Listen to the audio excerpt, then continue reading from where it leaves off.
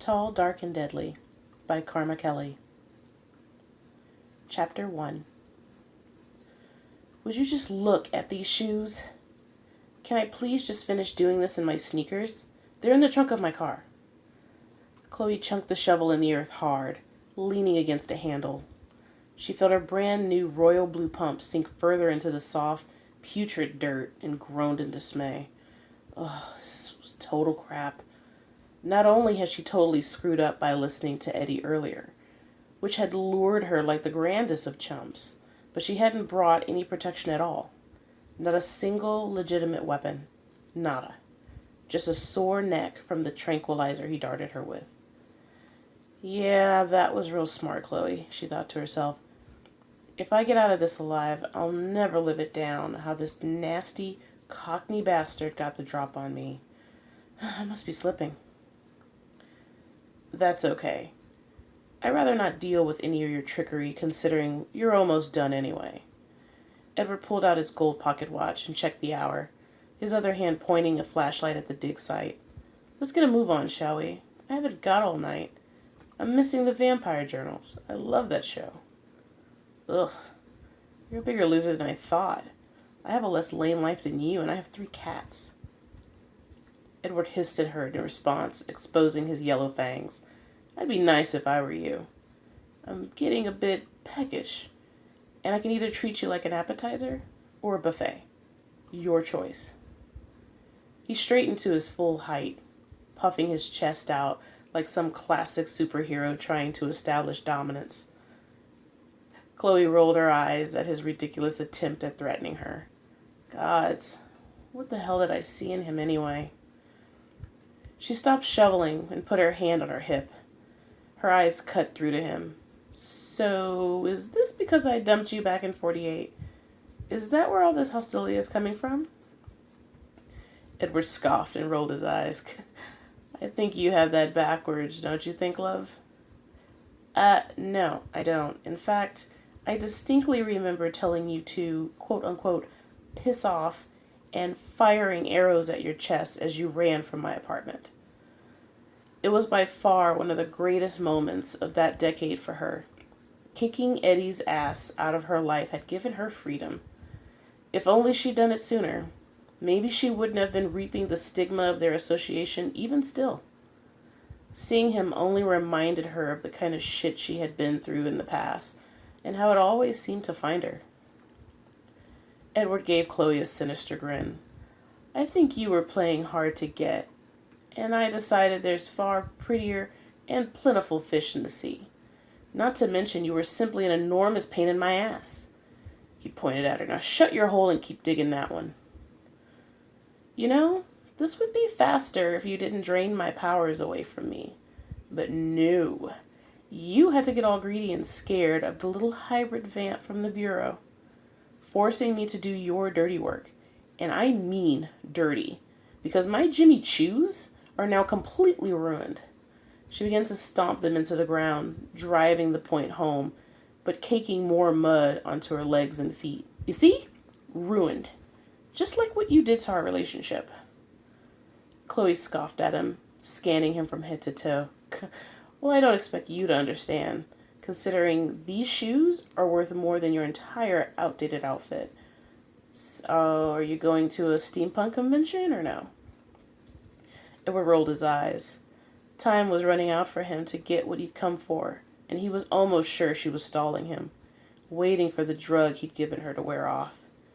Just dig. Damn you, Chloe. Trust me. I don't want to be here with you any longer than necessary. Fine. Chloe continued to dig with such force and rhythm she had dirt flying everywhere. She had no idea what he was looking for out here. Edward hadn't been on anyone's radar for quite some time. No one seemed to care about him, and many teens were far too busy with other crimes out there. But old Eddie Boyette was clearly up to something. He'd come prepared. He'd aptly sprung an old trap for her, and even made sure he darted her with a dose of E19, making sure her strength and powers weakened enough to abduct her. Bastard. Who knew he'd grow half a brain after all these years? A loud thump punctuated her thought As she struck something hard against a shovel, scraping some of the dirt away, she saw a wooden top. Edward quickly pushed her away and carefully loosened the object from the earth. Chloe rolled her eyes. Yeah, you're welcome, douchebag. Edward knelt down and rubbed the dirt off the box until he hissed a curse. His fingers brushed against the silver writing and burned like crazy. There was very old script written on the top, and a big silver lock sealing it. Edward meticulously avoided the silver parts, hissing when his fingers tended to get too close. Whatever the box was, it wasn't vamp-friendly. He sat back, smiled, and looked up at her, conveying in silence her purpose for being there in the first place. So this is what you needed me for, huh? To play Pop-A-Lock for you? Chloe folded her arms. No thanks. Being a half-breed was a pain in the butt, but it did have its advantages. As a Dhampir, Chloe was quite a commodity to the Bureau, as a rare creature with vampire strengths, but none of their weaknesses, such as sensitivity to silver and sunlight. But it also made her a target for naughty little vamps who needed to circumvent some natural defenses. Edward began to hiss as he stood up and grabbed her throat, squeezing. I've had enough of your lip love. Now you open that box, and you'll never hear from me again, or else I'll drain you dry right here and now and find some other little scamp to do the job. Chloe sneered at him. He had some balls, all right, to treat her like this. But that didn't mean he was joking.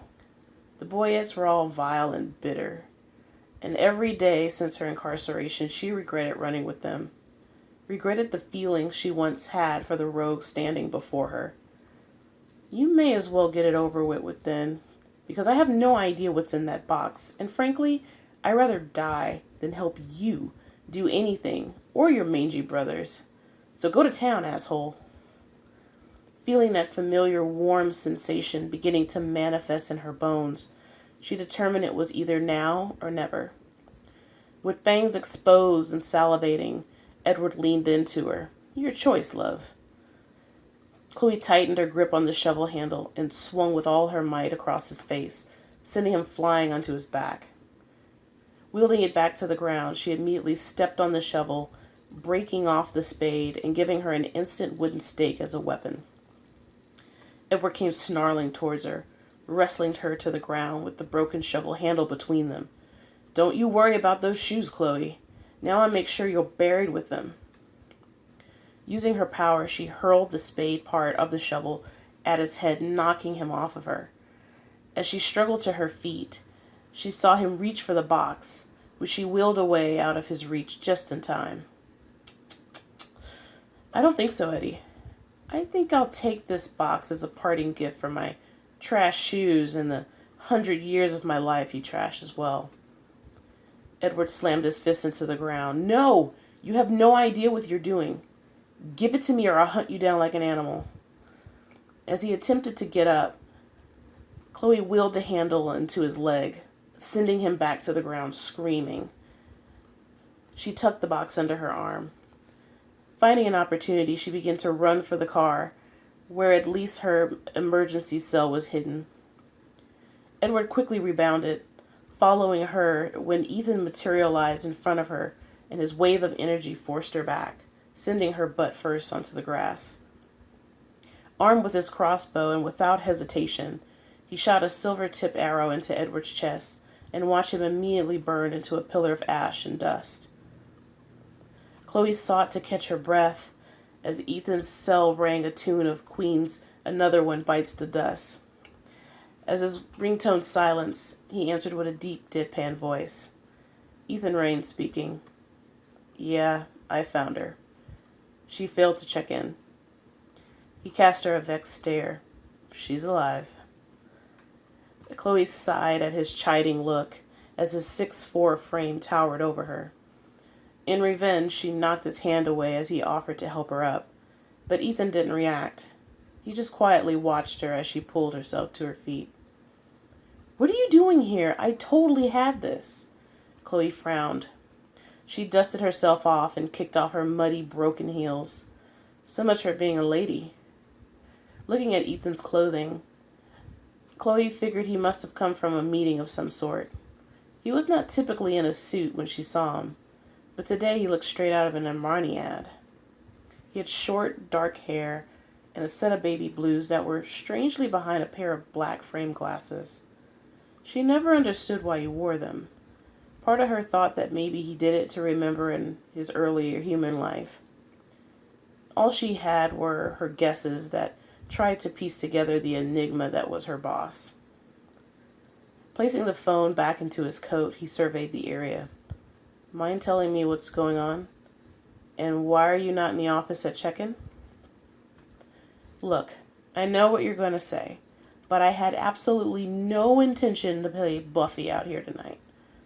He arched an eyebrow. Is that so? Mm-hmm. He adjusted his glasses. Do you remember the conditions of your work release, Miss Hunter? Ugh, I hate when you do this. Chloe threw her hands up, exasperated. Yeah, I know. I only work on sanctioned assignments from the Bureau. No rogue missions. No hero complexes. No deception. No escape. No eating after midnight. I get it. But you weren't around, and I figured I could handle this. For heaven's sake, Ethan, it was Eddie Boyette. He's a damn burnout. You know, Buffy wouldn't fear Spike. Ethan stared and started walking towards the dig site. But then again, this isn't Buffy or the vampire journals, is it? Also, you're not supposed to be in any contact with your previous comrades. Ethan sighed, pushing up his glasses. He'd immediately expected the worst after hearing she had a lead on Edward doing some trafficking. He couldn't help and couldn't keep count of how many times he'd gotten herself into some sort of bind. And getting involved again with her terror of a gang would mean the end for her. The Bureau watched her like a hawk, as with any work release program, but even more so because Chloe was special. Fiery and outspoken, she was very different in many ways from other vampires. Chloe trailed behind him and made a deep sigh of defeat. Look, Ethan, I wasn't meeting him for Starbucks, okay? I heard surveillance spotted him in the area and wanted to get rid of him, that's all. I wasn't taking a very dark walk down memory lane. Chloe, I had my reasons when I restricted you from the field as part of your release. You're not ready, you know that. In the field, we have to rely on one another. You can't be some lone avenger or you'll get dead. He turned and locked eyes with her. The intensity of it made her stiffen. What if he drugged you? Or got some fey creature to put a spell on you? I can't be everywhere, Chloe. And I can't have you being put in any danger or risking the lives of the team. He glanced down at her muddy feet. What happened to your shoes? Then he looked at the old wooden box sitting at the base of her feet. And what the hell is that?